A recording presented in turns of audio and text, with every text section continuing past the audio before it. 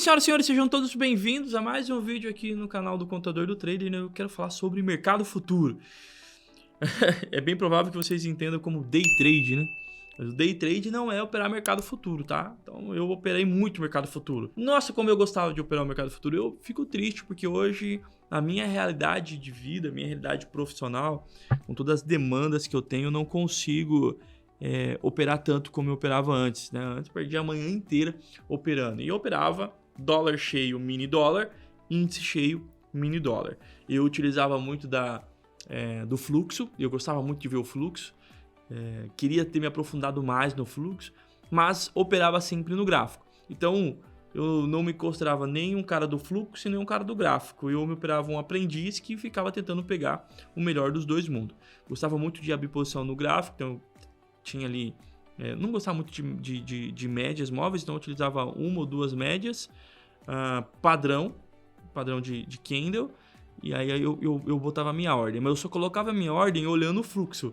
Olha que legal, então assim, puta, no gráfico é aqui que eu vou entrar. Eu olhava no fluxo, comparava preço, comparava efetivamente ali o book, e talvez eu colocaria um pouco para cima, um pouco para baixo ali com relação ao fluxo também. Então eu tentava extrair o máximo possível para colocar, sempre no mercado futuro. Eu gostava muito de operar o dólar, por exemplo, no times frame de 2 minutos. Eu gostava muito do tempo de 2 minutos. O meu sócio operava de 5 minutos no índice. Eu gostava muito de 2 minutos no dólar e 5 minutos no índice, para ações do diário. Com isso, qual é o problema de você estar operando no 2 minutos? Era muito pau. Era muito prejuízo, né? Por mais que a minha estratégia, de verdade, senhoras e senhores, eu tinha uma estratégia no dólar, tenho uma estratégia no dólar, que dá assim 80% de acerto. E quando eu perco na gestão de risco, era bem interessante. Mas eu não vou, isso é um rolê para um outro momento, senão esse vídeo fica chato pra caramba de eu ficar contando. Seria massa aqui a gente operando ao vivo, né? Eu mostrando. Um dia eu vou operar ao vivo aqui com vocês, quem sabe. Mas agora é para falar sobre declaração do imposto de renda. Foi apresentado para nós agora o período de entrega da declaração do imposto de renda. Começa no dia 15 de março e vai até 31 de maio. Sempre disse para vocês que o período legal até então era de 1º de março a 30 de abril, mas por alguns motivos... Já olhou para alguém e pensou, o que passa na cabeça dele? Eu não sei assim, senhoras e senhores, dá uma olhada no que escreveram para mim. Não sei se vocês conseguem entender. Conseguem entender? Porque eu não consigo entender nada. Ah, agora eu sei. Se inscreva no canal, tá escrito aqui, ó. Se inscreva no canal. Olha aqui da minha equipe. Você vai aparecer aqui, viu? Vou fazer isso aqui. Eu não entendi nada, cara. Mas você matou todo o meu raciocínio. Se inscreva no canal. Não deixe de curtir e compartilhar esse vídeo. Vamos falar de mercado futuro. Então foi declarado, foi apresentado para nós o período de entrega da declaração do imposto de renda. O período oficial sempre é de 1º de março e 5 de abril, mas esse ano foi para dia 15 de março a 31 de maio. O que tenho percebido que desde 2020, quando entrou a pandemia, eles foram prorrogando o prazo. Então sempre começou do dia 1º de março e foi até 31 de julho, depois em 2021, junho, e depois 2022, maio. E agora 2023, maio também. Quem sabe ali, talvez a Receita Federal não permita, né, não mude a regra e deixe esse prazo maior. Tem 2 cenários aqui. Para mim, excelente. Quanto mais, eu queria ter o ano inteiro para entregar imposto de renda, né? Porque daí eu conseguiria... Não, ano inteiro não. Tá bom esses prazinhos ali, porque senão os caras ficam confortáveis. E aí não vai contratar o contador do trader para poder fazer a declaração do imposto de renda deles. Mas, para mim, quanto mais tempo, melhor. Nesse tempo de safra, essa é a vantagem. A desvantagem é que o brasileiro, quando percebe que prorrogou o prazo, e olha o cálculo que você tem que fazer. 15 de março, né? Perdeu 15 dias já de março, concorda comigo? Era dia 1º de março a 30 de abril, 60 dias. Pegou dia 15 de março, perdemos 15. Aí ele leva até 31 de maio. Se você considerar os 15 dias que nós perdemos de março e jogar o primeiro 15 dias de maio, equiparou ao mesmo tempo. Ou seja, nós só ganhamos 15 dias. Então não é um prazo tão grande assim. Parece que ficou muito grande, mas não é. Você tem 15 dias a mais. Entendeu? É só 15 dias a mais. Então não deixe para a última hora. Se você operou o mercado futuro, como declarar o mercado futuro? O mercado futuro ele tem uma particularidade, que é muitas operações. Tá? Então, eu quando trabalhava no mercado futuro, no mínimo 5 operações. De 5 a 10 operações por dia. De verdade. E o que acontece quando você tem grandes operações assim? Eu tenho, por exemplo, se você faz... tem os alunos do Portes, por exemplo, né? Um grande amigo nosso, parceirão nosso. Ele faz scalper. Então, ele faz muito mais operações do que eu. né? Então imagine diariamente quantas operações esses traders fazem e no mês quanto eles fazem. Qual é o problema?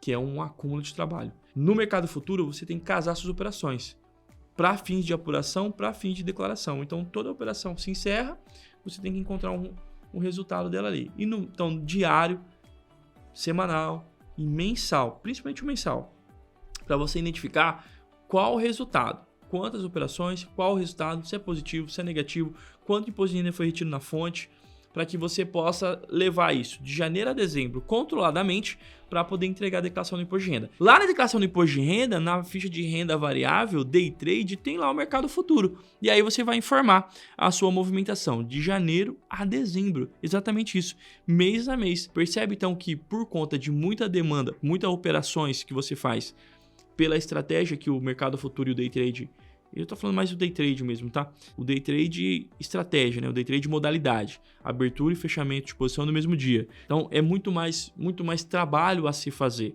É muito mais apuração que você precisa fazer, muito mais cálculo que você precisa fazer, muito mais controle que você precisa fazer. Enquanto um buy and hold faz uma operação no mês, você faz, sei lá, 200 operações, 300 operações, 1000 operações. Eu tenho clientes aqui que faz muito mais do que isso. E aí o que você tem que fazer? Operação por operação e fechando. É muito mais trabalhoso.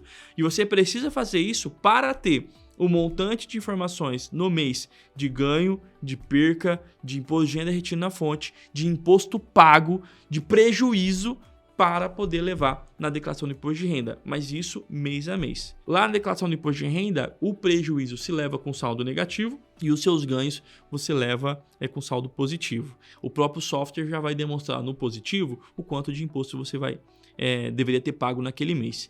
Aí você confronta com o que você pagou. Se tiver alguma divergência, tem dois cenários. Ou você errou lá na apuração, ou você informou o valor errado. Toma muito cuidado com relação a isso.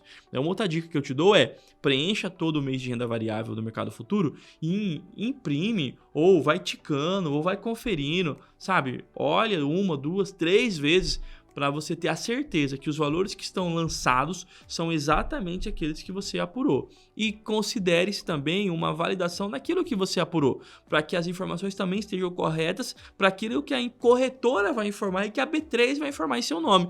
Porque no cruzamento das informações é isso que vai acontecer. Corretora informa, B3 informa, você informa e cruza. Qualquer divergência cai na malha fina. Tome muito cuidado com relação a isso. Então, como que você vai proceder?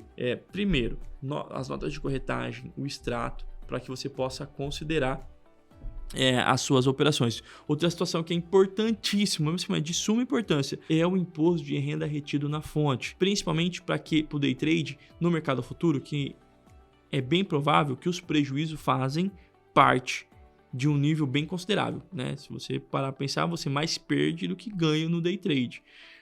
Se você tiver uma boa gestão de risco, quando você ganha, é que vai ser superior às suas percas para você ter um resultado positivo. Mas é normal você mais perder do que ganhar. Só que quando você perde, talvez no mês que você tem prejuízo, você tem imposto de renda retido na fonte. E esse não pode ser levado na declaração do imposto de renda. Você deve considerar na apuração, mas você não deve levar lá na declaração do imposto de renda. Você tem que fazer um processo administrativo, exatamente pedindo restituição do montante de imposto de renda retido na fonte, principalmente para aqueles que estão começando carreira e teve um ano de prejuízo. O seu ano de prejuízo deve ser informado para que você possa compensar isso em ganhos futuros, e os impostos de renda retidos na fonte não são levados na declaração do imposto de renda e tem que fazer um processo administrativo à parte, chamado PERDCOMP, pedindo restituição desse valor. Sim, é possível, só que somente dentro do ano, ok?